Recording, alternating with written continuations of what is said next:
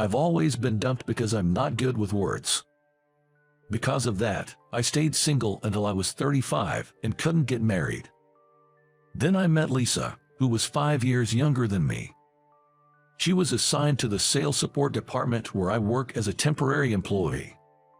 She's a bright woman with a lovely smile, always treating me kindly even though I'm not good at making jokes. As I was teaching her the job, I started to take an interest in her and became more and more attracted to her. It was the first time I had felt this way, and I had never been treated so kindly by a woman before. I pursued her relentlessly. And finally, we started dating. Lisa was divorced with a 10-year-old daughter, Amy. I told my parents that I was dating her with the intention of marrying her, and although they were worried about me becoming a stepfather, I was determined. I told them there was no one as wonderful as her, and I was sure we would have a happy family together. I had met Amy before we got married, and fortunately, she has really warmed up to me now. And so we got married and started living happily together as a family of 3. Lisa and I decided not to have any more children. Since I was just a regular employee, I couldn't afford to raise many kids, and I thought having one daughter was enough. Our life wasn't rich, but we were happy. Every day, when I come home, my wonderful wife, with the best smile, and my adorable daughter are waiting for me. Just thinking about that gave me the strength to work hard. Then, one day, tragedy struck. It happened 4 years after I married Lisa. She passed away due to an illness. By the time the symptoms showed, it was too late for treatment. Her condition deteriorated rapidly. During her hospitalization, Amy always stayed cheerful and did her best. We started cooking together every day, planning to throw a big party with all of her favorite dishes when her mom came home from the hospital. We believed she would get better. We managed to keep going, just the 2 of us. Several months after Lisa's hospitalization, when Amy and I had just started to get used to life on our own, it happened. That day, I bought some roses, her favorite flowers, to cheer her up at the hospital. I hoped that showing her the beautiful flowers would cheer her up, even if just a little. But when I arrived, her condition had worsened critically, and she passed away soon after. Suddenly, Amy and I were left alone, stunned. What's going to happen now? I was really worried. And so began my life with just Amy and me. At that time, Amy was in her 2nd year of middle school. It was a difficult period for us. At first, Amy and I were living a normal life, but after a while, I noticed something was off with her. She started to act out against me. I thought it was just a phase at first, but there was a reason behind it. Turns out, Amy was being harassed by her classmates at school. I found out when I happened to see her belongings. Her notebook was filled with hurtful words. Words like "poor girl from a single father home" and "middle schooler living with a non-blood related old man" were written there. I immediately reported the harassment to the school, but that only made things worse for Amy. She began to treat me even more harshly. Even so, I continued to love her as my own daughter, but my feelings never seemed to reach her. When Amy went to high school, she attended a different school from her classmates, and the harassment stopped. However, she remained cold towards me. Gradually, she started going out at night, and when I tried to talk to her about it, she would throw tantrums or yell at me. Then, as soon as she graduated from high school, Amy left home. She only said, "I'm going to live with my boyfriend, I'll be fine on my own," took her stuff, and left. After that, she rarely answered her phone, and I only occasionally received emails saying she was doing fine. 3 years passed in the blink of an eye, just like that. During that time, Amy never once came back home. Then one day, I was ordered to go to a client's office in a different region. It was a 2-day business trip. After finishing my work for the day, it was already late afternoon. I thought about having a drink back at the hotel. I bought a can of beer and some snacks at a convenience store near my hotel. On my way back, I was lured by a delicious smell. "Oh, is that a hot dog stall? Maybe I'll buy one." "Excuse me, can I get one hot dog?" "Yes, thank you."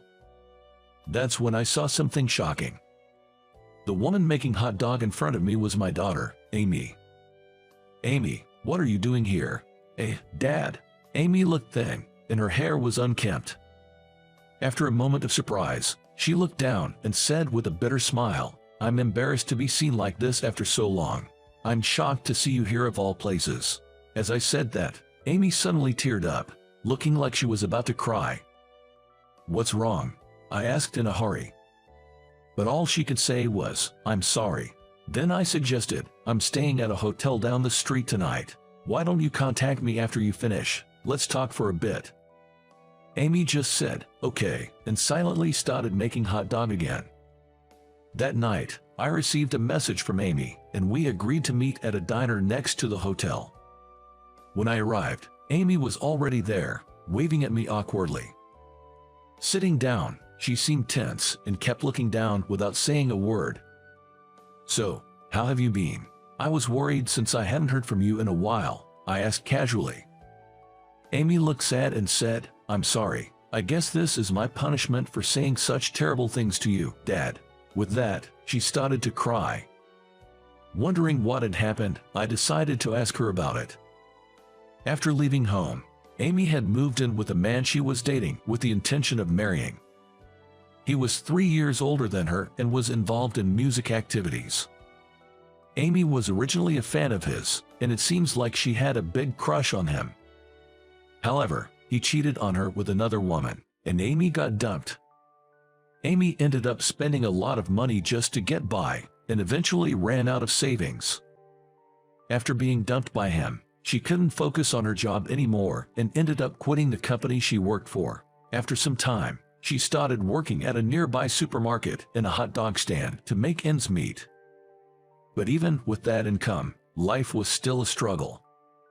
I was furious with that musician guy and thought about hitting him, but he had vanished, running from debt collectors, and no one knows where he is now. Amy said crying, "This is all my fault. I brought this upon myself." I told her, "What's done is done. Can't help it. There's a saying about youthful indiscretions. If you don't mind, why don't you come back home? It might be a bit easier for you there." Upon hearing this, Amy showed big tears in her eyes. "But Dad, it feels too convenient to rely on you only when I'm in trouble." Looking sad, Amy said this, and I told her, "Parents are there to be leaned on in tough times. You're my daughter, Amy, so feel free to depend on me as much as you need."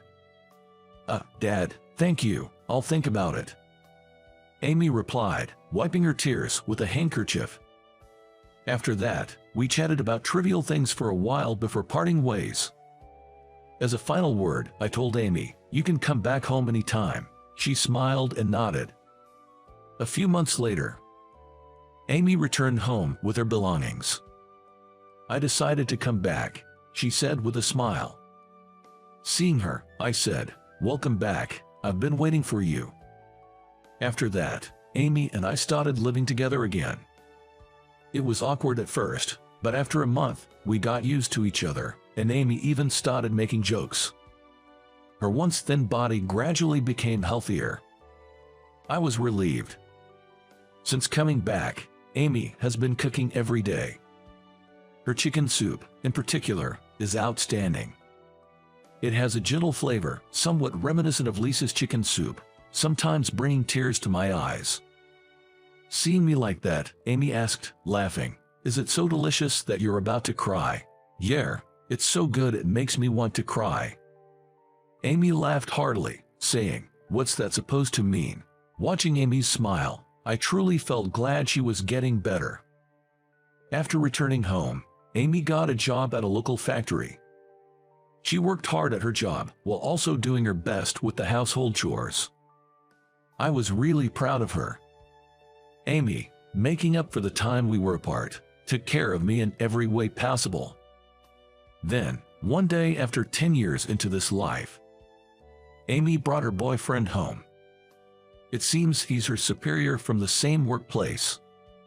He was 5 years older than Amy, a calm and kind-looking man.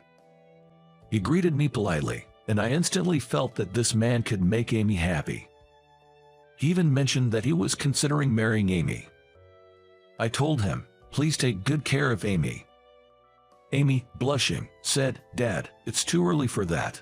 About 6 months later, Amy was proposed to by him, and they decided to get married. I was a bit sad to see my daughter leave my side, but seeing her happy reassured me. Then, before I knew it, it was the day of the wedding. Amy asked me to walk her down the aisle, and there I was, arm in arm with my daughter, looking like a princess.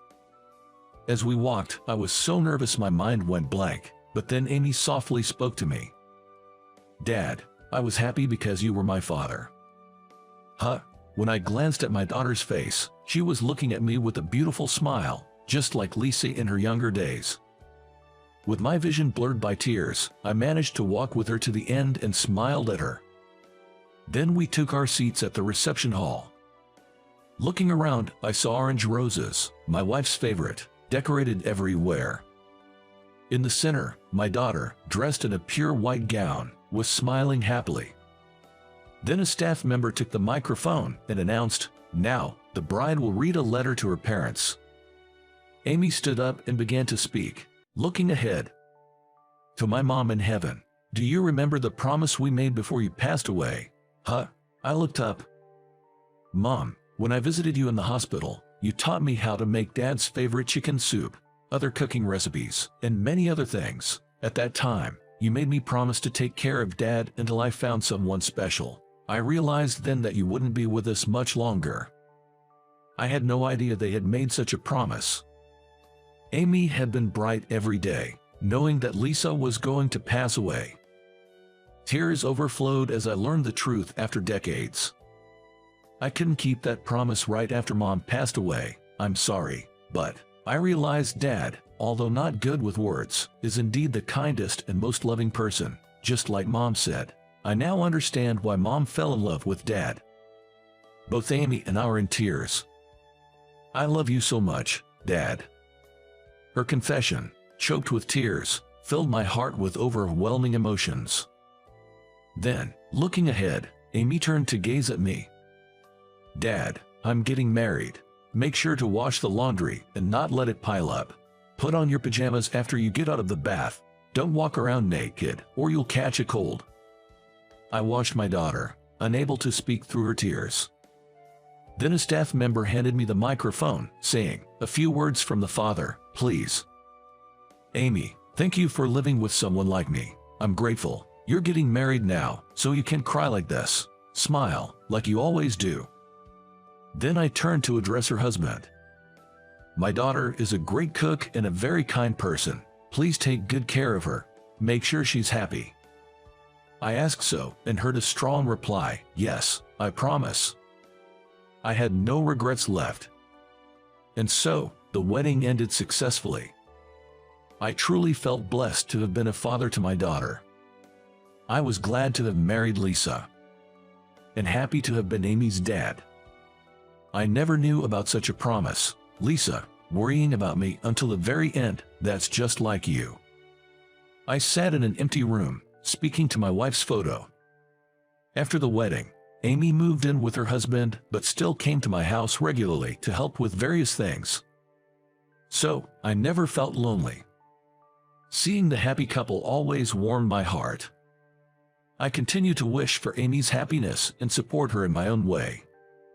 And now, I'm excited every day, looking forward to meeting my soon-to-be-born grandchild.